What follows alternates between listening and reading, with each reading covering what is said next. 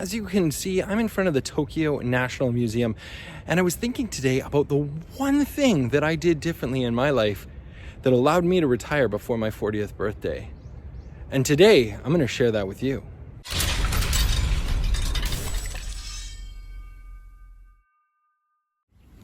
Hey everyone, welcome back to Drawbridge Finance. My name's Levi Woods, and I'm not a professional investor. I don't work in the finance industry, and this is an opinion channel about money. Now, I said in my intro that was one thing that I did differently than everybody else, and it's an interesting thing because it really is a mindset. And there are lots and lots of books and people in the world that are going to inspire you to save money and to invest money and do things. And they all have one thing in common. It's this idea of thinking and growing rich. Do you guys know that book, Think and Grow Rich? It was written in like 1937, but it's a fantastic book. If you haven't read it, you should definitely check it out. I've got a link for it down below in my Amazon affiliate links. It's definitely worth either a read or a listen because it is about a mindset. And today we're talking about that exactly. So I have got this can of milk tea. Now it doesn't seem like much, but every single day we are inundated with the idea that we should be rewarding ourselves by purchasing coffee, something that we can make at home for way cheaper. Now, I actually got this one from the hotel for free, so this one's not costing me any money, but over my life, I have spent very, very little on coffee or tea or any of those kind of takeaway drinks because I know how expensive they are. In fact, I'm gonna go online and see how much I spent in 2019 on takeout. These are my actual expenditures at Tim Hortons and Starbucks, which are kind of like my go-to takeout coffee places. So I literally went for coffee 7 times in 2019. I know this is way less than most people, but you're going to see why in a few moments. Now, I don't want you guys to think that just because I spent that little amount of money, that I don't spend money on other things. Last night, Karine and I were at the hotel and we went out for cocktails up at this Sky Lounge at the Tokyo Westin, and it was like $100 Canadian, and we literally had a cocktail each. Now, it was beautiful, of course, and we're sitting at the bar, we're like overlooking Tokyo. We saw a helicopter fly in below us. I mean, it was kind of a magical evening. So I would prefer to go out once in a while for an event like that, where I spend $100 rather than spend $5 a day every day on something as simple as a little tea or coffee. So I've broken down all the charges. September 29th, we were having like a little get together and I ended up buying some coffee and donuts for some friends. But typically when I go, Karine and I get like a cup of tea and it cost me $5 to go. But I had a total of 7 transactions in 2019 for a total spend of $58.68. The average cost per visit was $8.38. Now I started to think about this and I'm like, well, this is not really realistic information because I went so infrequently that it's not a real number to base any sort of statistical evidence off of. Let's find a chart. So here's one.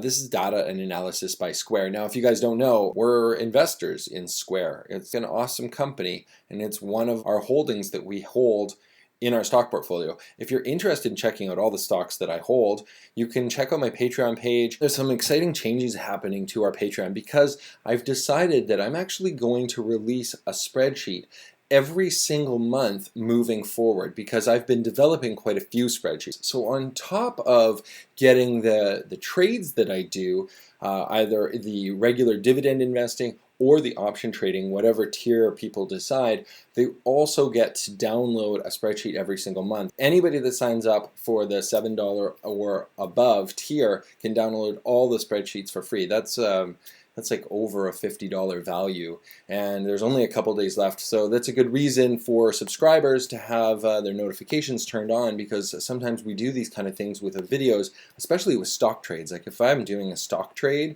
and I make a video about it, it's a good idea to have your notifications bell on, because then you immediately get the notice that says, hey, Levi just made a video and it's about whatever, Roger Sugar. I mean, that's a prime example. I remember we made a lot of money that day when we bought Roger Sugar on the dip when I made that video in the shop. I mean, that was 2 years ago now, but those are the kind of videos that pop up and it's an opportunity for us to make some money together. It's kind of interesting. It's kind of got the breakdown of coffee prices across the United States.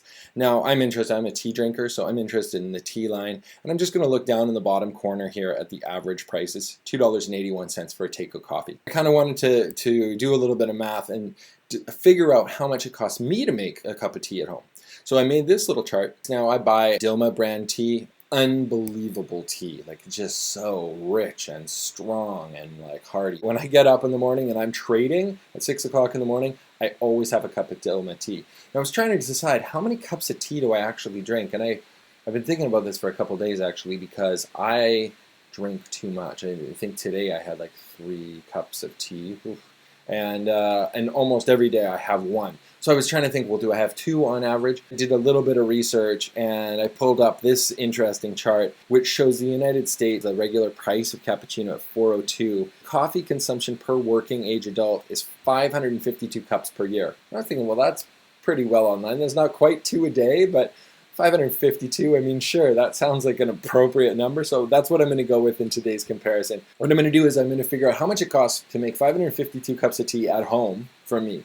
So I pay about $19 for a box of Dilma tea, because I don't buy it on Amazon, I just buy it at my grocer. So to make 552 cups with 100 tea bags per box, I would need 5.52 units, so a total cost of $104 in tea per year. And organic cream costs me about $4. I go through 1 of those a week, so $208 in cream. I don't put any sugar in my tea. I used to, but I cut that back. Now I'm trying to watch the waistline. So of course that is something that I didn't factor into this, because I no longer have sugar in my tea, even though sometimes I crave it.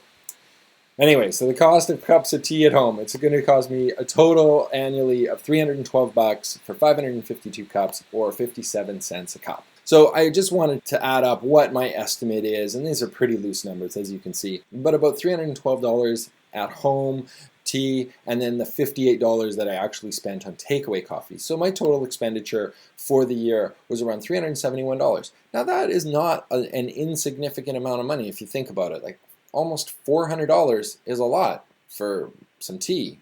You know, tea's supposed to be cheap, and it is. Now the percentage of takeaway tea, like if you look at this, 7 takeaways of the 552 total, about 1.27%. 1 out of every 100 cups of tea I get as a takeaway, and this is where I'm an extreme example of this. If this was beer, this would not be the case, but this is tea, so it is. Now let's get into the chart. We're going to look at Alice, Bob, Charlie, and Doug, and I'm going to make these numbers a little bit more realistic. Each going to drink 552 cups a year, so if they drink a cup of tea at home, it costs 57 cents.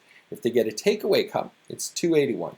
Sounds fair? Now Alice is going to drink 10% of her tea as takeaway, which means that she's going to spend $151 in takeaway a year, and she's going to spend $283 at-home cost, for a total of $438 a year.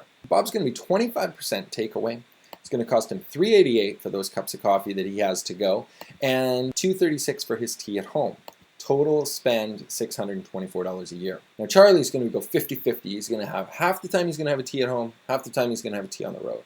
$776 on the road, $157 at home. $933 a year. That's a lot of money. Now Doug, don't be like Doug. 90% of the tea that he drinks on the road as takeaway. He's going to spend $1,396 on takeaway tea, $31 at home, for a total spend of $1,427. Now, if you compare Alice, who has 1 in 10 cups of tea on the road, compared to Doug, who has 9 out of 10, the spend difference is $1,000. Like, it is pretty substantial, and it's something that a lot of people do all the time. For years, I worked in an office situation where we would do like Starbucks runs, and people would constantly say like, oh, I'm going on a Starbucks run. Now, I was a Starbucks shareholder for a very long time, so I always smiled secretly when everybody was going on a Starbucks run, but I never participated. It is actually one of the hardest things about being in this mindset, is that sometimes you don't get to participate in those kind of office activities. But what it did was it removed me from that situation, so that I never felt obligated to go out and spend $100 when it was my turn to buy a tea or coffee for everybody, because I just never participated ever. And it wasn't a big deal. People just knew that about me. They're like, well, you don't even have to ask Levi. He's not gonna get a tea or coffee. I just drink one at the office for free. Let my employer pay for it. Anyways, let's get back to the museum bit. That was kind of fun, wasn't it? Now, if we take a look at that over a year, over 2 years, 10 years, 30 years, you could see that there is a massive amount of wealth that we are spending on something as simple as takeout coffee. I want you guys to do me a favor. I want you to tell me in the comments below how much money you spent on coffee last year. And don't be shy, because I want you guys to acknowledge the fact that you may be overspending or underspending. So either way, doesn't matter what your answer is, look it up on your credit card statements, find out how much you spent at your favorite coffee house, and tell me in the comments below. There's no judgment here. I mean, we just want to move forward. Maybe it's going to help you realize that you're overspending, or maybe it's going to help you realize that you're right on track, that you barely spend anything. Anyways, I think that's it for today's video. I hope you guys enjoyed it. Thanks so much for watching, and we'll see you very soon. These things are brilliant. I understand why people want to spend money on them. Yeah. Yum.